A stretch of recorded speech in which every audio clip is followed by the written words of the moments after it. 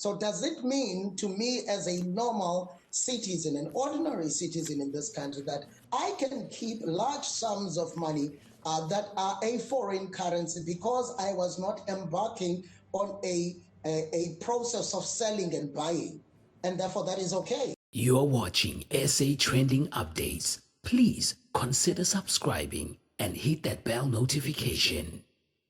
You have an individual who goes on national television and he says, the money from my farm was mine, which means that the transaction was completed between him and the individual that was buying from him.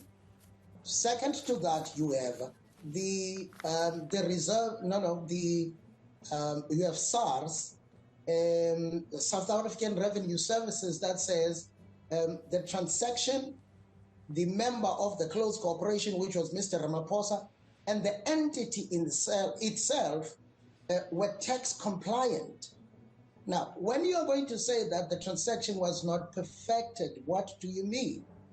Because you already have an individual who claims that the transaction was completed. You have an entity that already claims that there is compliance.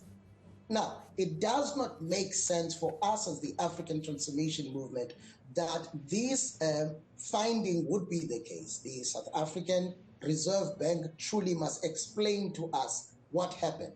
We regard them as some of the sharpest minds we've got in the country. We regard them as some of the institutions that are able to do the work. What is it this time around that truly disturbed them, that they are able to truly, clearly, you would think that this was a clear cut and dry story. And for some reason, it seems as if that is not the case. They must tell us why. So you as a transformation movement don't accept the Reserve Bank's findings? No, there is no way. How do you truly look at the issue of how else can you explain the issue of foreign currency that is in my possession? Okay, let's just say we go with the argument that say the transaction was not perfected.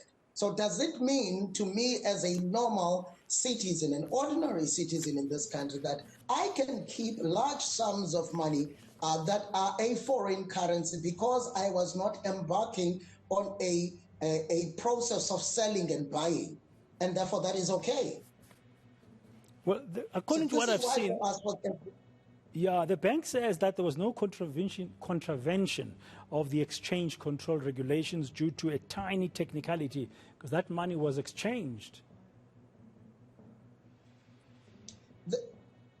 We all know that the date of the transaction, we all know that by the time the money was stolen, it had gone beyond the actual prescripts that we know about. So why wouldn't there be any violation?